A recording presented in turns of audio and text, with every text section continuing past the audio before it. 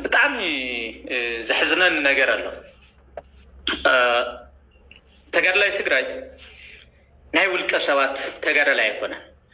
ناي كولونيلات ناي جنرالات تجار لا يكون ناي حزب تجري تجار لا يكون ناي ميجوي زبال تجار لا يلن ناي قرش جبر زبال تجار لا يلن ناي ود شبر زبال تجار لا يلن ناي حزب تجري تجار لا يجلو TDF تجري ديفنس فورس ناي والكسوات تجار لا يزبال يلن اشتغل على TDF تفترت له حزب تجري نخصنا سلمت أوزوله وان حزب تجري أبتشنك خوينو زفترو ود حزبي با اشتغل على في تاور عريتات غراز مانيات كنياز ماشات زوي كونن حزب تجري وانا أزازلو غويتو ناي سراوي تجري ون حزب تجري كاو خعلو المرحو كولونيلات جنرالات شالقاتات كله خولي نقوز مرحو زتحابر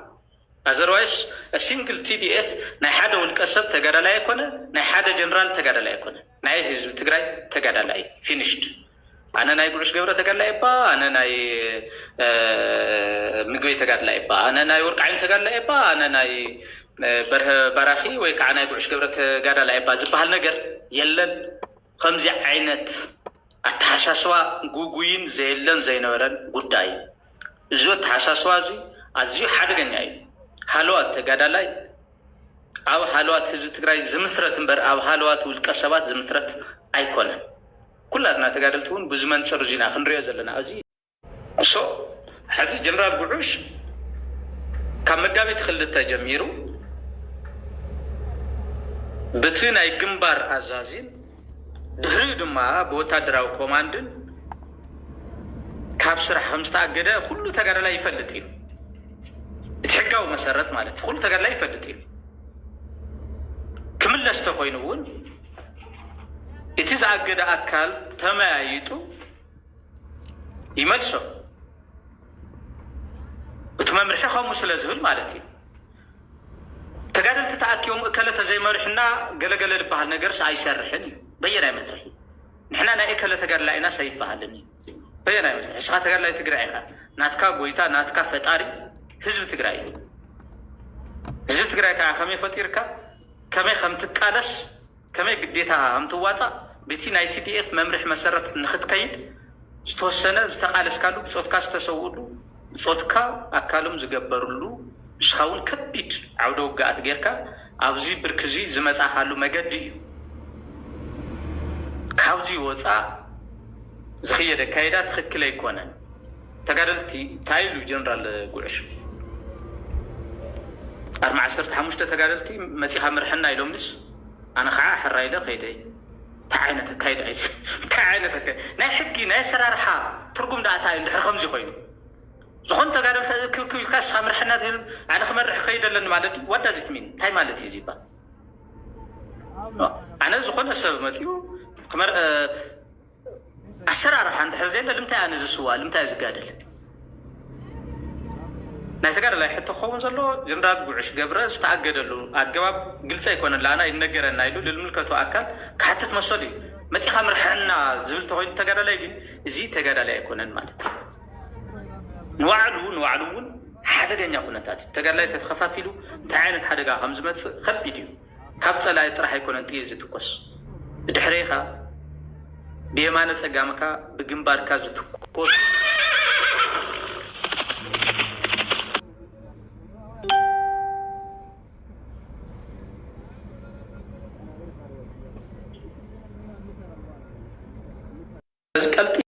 بيرو سلام فتان تجري مام رحي كورد له مالتي زي زردا محسب يلا زي زردا محسب انت زي اللي اوريدي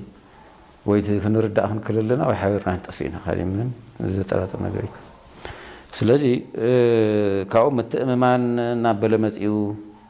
مرحتهم ديوم سراويتكم ديوم ممحداركم ديوم أنا زي خاص الله بتاعم كآخر بيتي يقولوا كسلوا بدم بنزيني نسلوا زي كل سلام يرو كم تجارو دوي الناس زي حسينا حد جناي أما خدهم زلنا زي أمينا لك خم تعبر خدنا هلنا لمنا ولا عزنا غرنا كاو استفلي نجر كم زي كورنا أنت زي أمينو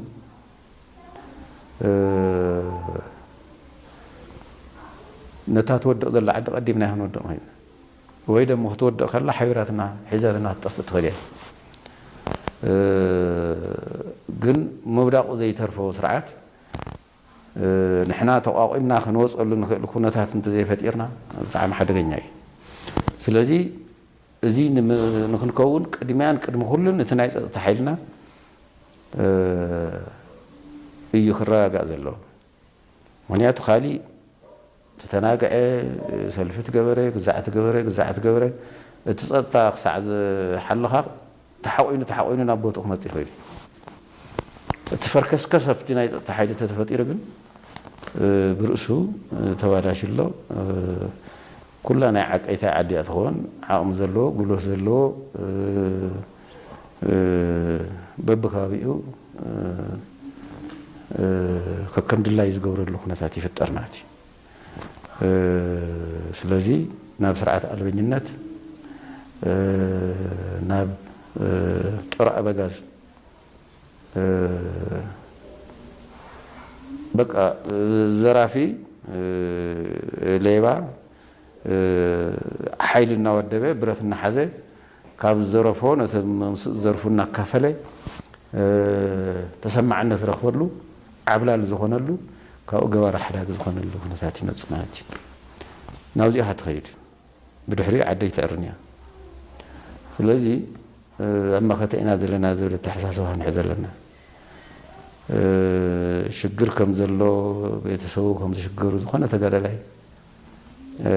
ዝበልዕዎ ሰትይዎ ከም ዝስእኑ ምንም ነገር ዝገብረሎም ከም ዘየለ ፍሉጥ እዩ ንማንም ዝኽወለ ኣይኮነን በብደረጃና ኣቐዲምና ቅድሚ ኩነታት ዝፈጠርናዮ ዓቕሚ ክንጥቀም ንኽእልና እዚ ዝበሃል ካብ መንግስቲ ንረኽቦ ይኹን መንግስቲ ዘቕርበና ነገር ዘይክህሉ ይኽእል እዩ ስለዚ ከም ሰራዊት ብፍላይ ደው ኢልና ክንሓስብ ዝግበአና ነገር እዩ ካብኡ ከይዱ ሓላፍነት ናይቲ መንእሰይ ሓቂ ንምዝራብ እንተኮይኑ ሕጂ ምግዳል ስለ ዝኾነ ኩላትና ተጓሒፍና ክንጋደል ስለ ዝነበረና ኢና ኩላትና ተጋዲልና እምበር እቲ ሓላፍነት ትሸከም ንሕና ክንሽከሞ ስለ ዝነበረና ኣይኮነን መናእሰዮም ክሽከሞ ዘለዎ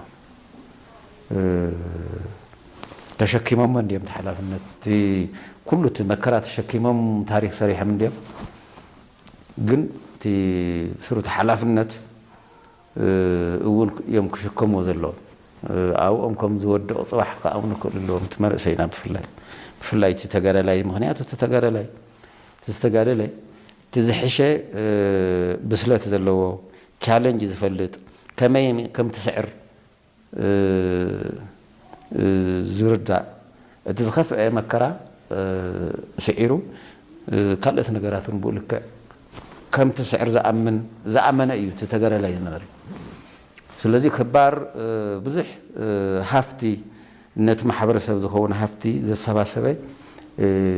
ስነ ልቦናዊ ብቕዓትን ፍልጠትን ዘለዎ ሓይሊ እዩ እዚ ሓይሊ እዚ ኣብ ዝኾነ ቦታ ከይዱ ነገር ክዕሪ ዝኽእል እዩ ኣብ ስብሪ ምምሕዳር ከይዱ ኣብ ሰራዊት ከይዱ ኣብ ናይ ፀጥታ ስራሕ ከይዱ ኣብ ዝኾነ ኣትዩ ብዙሕ ቁም ነገር ክሰርሕ ዝኽእል እዩ እዚ ሓይሊ እዚ እንተተበቲኑ ዓብዪ ክሳራ እዩ ነቲ ትግራይ እዚ ሓይሊ እዚ ናብ ዘይኮነ ነገር እንተውዒዱ ዓብዪ ክሳራ እዩ ነቲ ትግራይ ስለዚ ከም ተጋሩ ክንሓስብ ብፍላይ ከዓ ከም መናእሰይ ኢብን ኣብ ዓበይቲ ተጋደልቲ ኣብ ነባራት ተጋደልቲ ዝህሉ ሽግር እንተልዩ እውን ኣነ እየ ክዕርዮ ዘለኒ ኢሉ ክሓስብ ዘለዎ እዩ ሓደ ውሉድ ወለዱ ክሳዕ ዝበፅሕ እዮም ዘብፅሕዎ ብድሕሪኡ ወላዲ ምዃኖም ኣይተርፉ ኣይቀርን ግን ከም ወላዲ ዘኽብሮም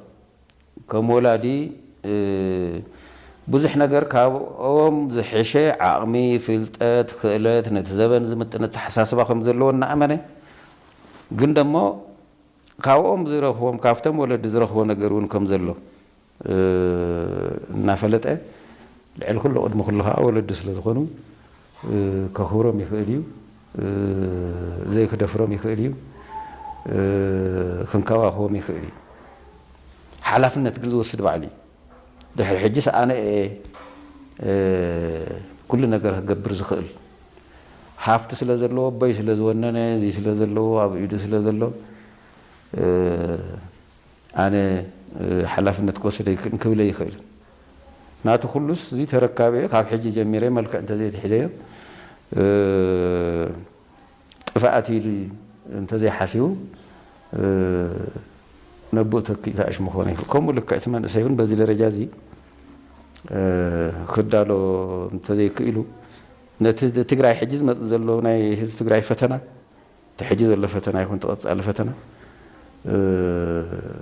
ፈተወ ፀላው ኢዱ ከም ዝወድቕ እንተዘይፈሊጡ ንዕኡ ዝኸውን ምድላው እንተዘይገይሩ ንሓደገኛ እዩ ዝበሃሉ ከበድቲ እዮም ግን ነዞም ከበድቲ ሽግራት እዚኦም ንምፍታሕ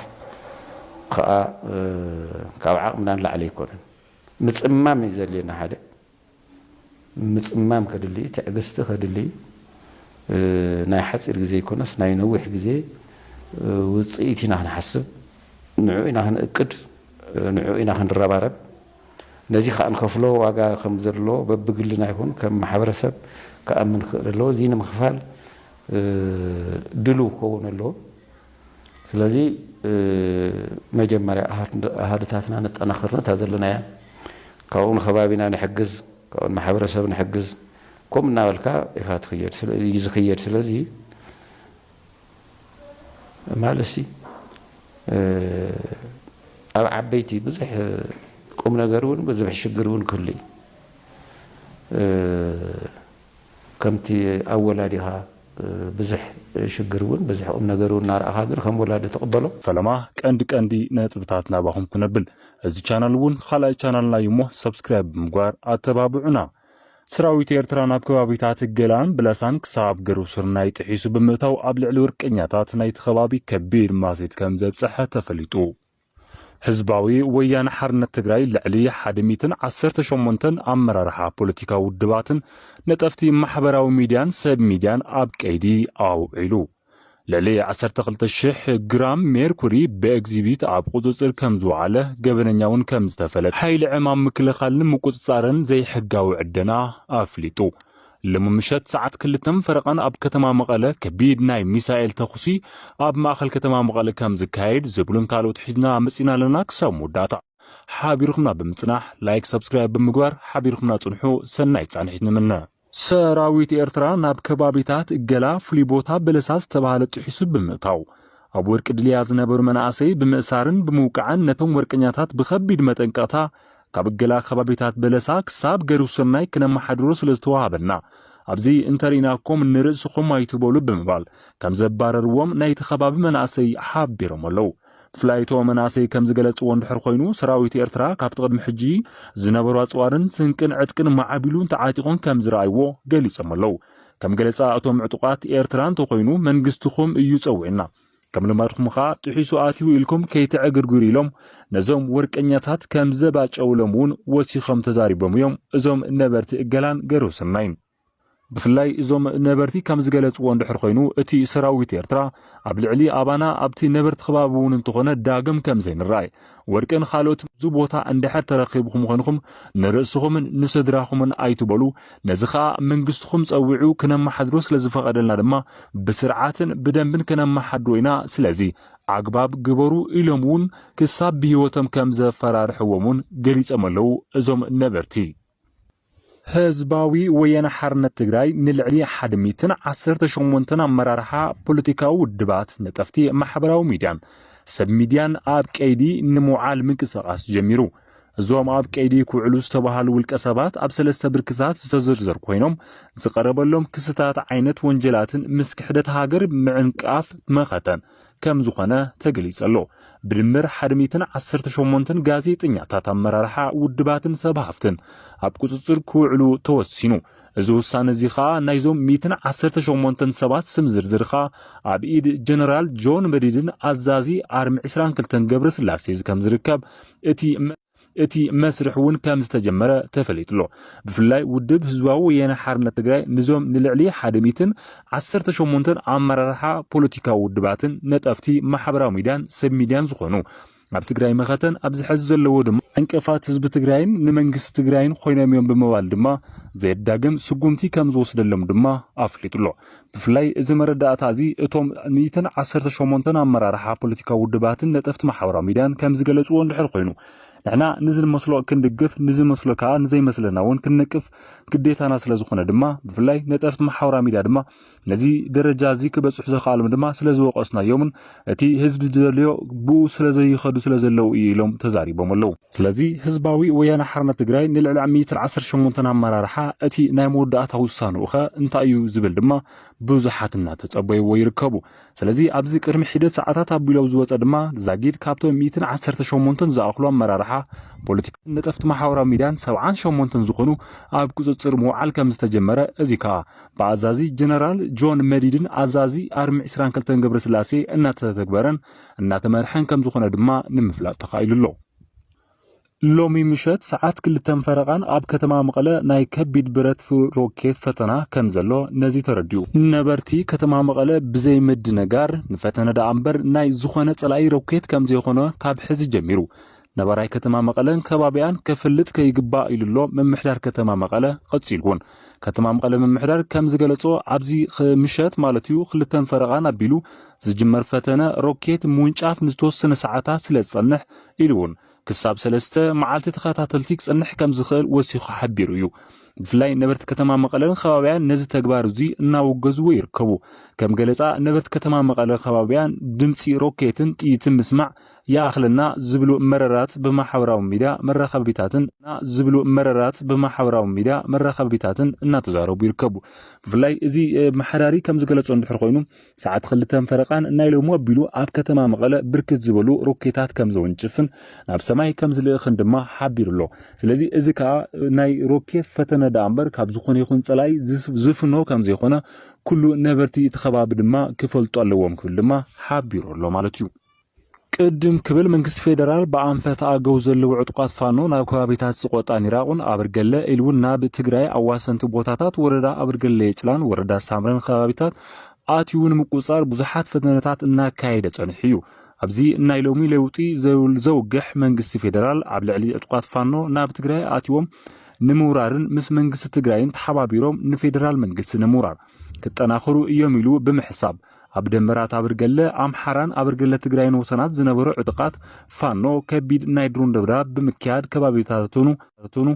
ክበታቶኑ ጊራሎ ነበርቲ ናይቲ ከባቢ ከም ዝሓበርዎ እንተኾይኑ ፍርቂ ለይቲ ኣቢሉ ከቢድ ደብዳብ ድሮን ኣብ ልዕሊ ፋኖ ብምክያድ ተበታቲኑ ክሃድም ኪሉ ኢሎም እቶም ዝተበተኑ ኣባላት ፋኖ ከዓ ተበታቲኖም ዝተወሰኑ ናብ ትግራይ ኣንፈት ዝተረፉ ከዓ ናብ ኣንፈት ሰቆጣ ብምህዳም ኣብ ቅድሚኦም ዝረኸብዎ እናረሸኑን እናወቕዑን ከም ዝሃደሙ ነበርቲ ናይቲ ከባቢ ንቢቢሲ ሓቢሮም ኣለዉ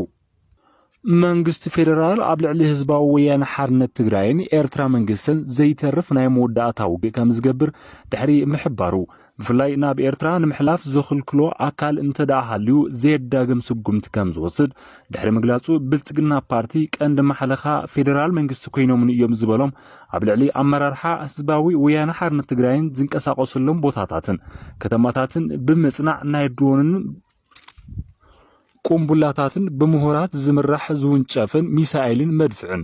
ከውድም ከም ዝኾነ ኣፍሊጡሎ ብፍላይ ህዝባዊ ወያነ ሓሰሎም ዝዘረሎምን ወይ ከዓ ዝኸዘነሎምን ከባቢታት ኢሉውን ዘጽንዖም ከባቢታት ዓድዋ ኣክሱም ሽረን መቐለን ሓዊሱ ፈሊኻ ናይ ምውቃዕ ስግምቲ ከም ዝገብር ገሊጸሎ ድሕሪ እዚ ከዓ ነበርቲ መቐለ ዓድዋ ኣክሱም ከዓ ኣብ ከቢድ ወጥሪ ወዲቖም ከም ዝርከቡ ተፈሊጣሎ ብፍላይ ብወሰን ትግራይ ኤርትራን ዝግበር ዘሎ መንግስቲ ፌደራል ዘይፈልጦ ርክባት ድቃስ ከሊኑ ዝበለ መንግስቲ ፌደራል ብኩዕሶ እግሪ እናገበሩ ናይ ፖለቲካ ሽርሒ ይጥቀምሉ ከም ዘሉ በፂሕዮ እየ ይብል ስለዚ ከዓ እኹል ዝኾነ ምክትታል ገይረ እየ ስለዚ መንግስቲ ፌደራል ኣብ ልዕሊ እዞም ሓይልታት እዚኦም ከቢድ መጥቃዕቲ ምውሳዱ ከም ዘይተርፍ ጉሁድ ገይርዎ ኣሎ ልዕሊ 12,000 ግራም ሜርኩሪ ብኤግዚቢት ተታሒዙ أبزي حقاو عدنا معدن أبزو علزلو حادقنيا كيميكال لعي 12,000 جرام ميركوري بإكزيبيت كم استتحزة حيل عمام مكلخال مكوصارن زي حقاو عدنا أفليتو زخونا أب عدنا زوعل كيميكال متقام أب زي فكر اللقوان عدلا أب زكايل لن كبابيتات عدنتي بقلتي كم فقود كم زتقامولو زرقاقسة اتحيلي زاقيد 10,998 جرام ميركوري عصات كل 250 كيلوغرام سيانايدن زتبالو آدزيوم حادقنياتات كيميكالات كم زحزة أفليتولو